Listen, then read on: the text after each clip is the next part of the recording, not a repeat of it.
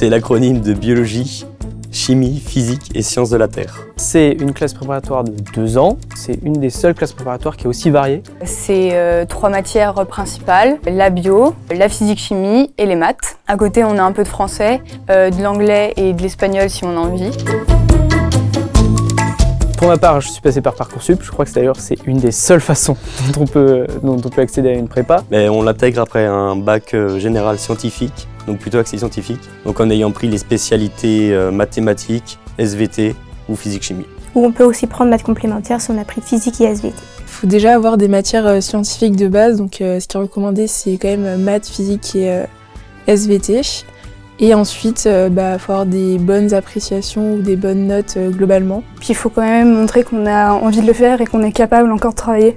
Enfin, faut pas être au maximum au lycée, quoi. Faut encore être en capacité de travailler encore plus, quoi.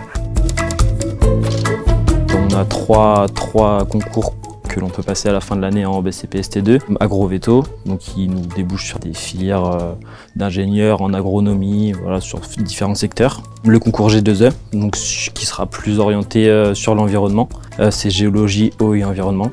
Et le concours ENS. ENS, c'est les écoles normales supérieures. On connaît BCP ST avec la Veto. Mais en fait, c'est pas que Veto. On a aussi viticulture, on peut aller dans tout ce qui est vigne, vin, cidre. Il y a des gens qui ont même fini dans les finances en partant des écoles d'ingénieurs agronomes, enfin des choses comme ça. On peut être prof. Donc après la prépa, on n'est pas obligé de faire les concours. On peut aussi passer après donc, dans une fac, dans une université ou tout simplement dans des écoles qui ne passent pas par des concours.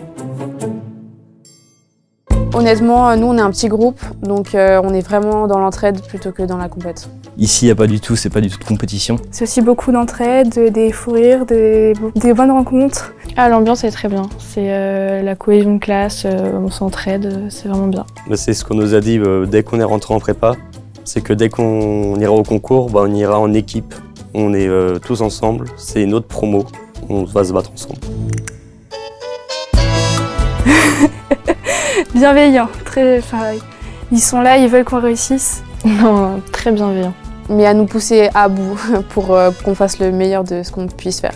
Enfin, ils sont là tout le temps, même si on leur pose des questions au milieu de la nuit, ils répondent, donc c'est sympa. C'est vital, mais on a vite fait d'oublier que c'est important. C'est vital, sinon mal de crâne et impossible de travailler. Et parfois même on a tendance à vouloir travailler aux dépens du sommeil et c'est contre-productif pour le lendemain. Trop cool, j'ai 8, mais on s'y fait, on revoit nos barèmes et ça va. Si j'ai 8 en maths, je suis très content. Les notes en prépa, au début, elles partent en général de très bas. L'objectif, c'est d'arriver le plus haut possible et de s'améliorer à chaque DS. Les notes, moi, j'essaie de pas trop me fixer sur les notes parce qu'en fait, ce sera au concours que ça va compter en fait. C'est 2 ans, 3 qui sont passés à beaucoup bosser, mais ça vaut la peine. C'est un secteur qui est en pleine expansion avec ce qui va se passer, le réchauffement climatique entre autres, donc n'hésite pas à venir. Donc la prépa, ça sera pas 2 ans de perdu, parce que dans tous les cas, on va acquérir une très bonne méthode de travail. Venez tous à Externa, c'est hyper bien. We want you!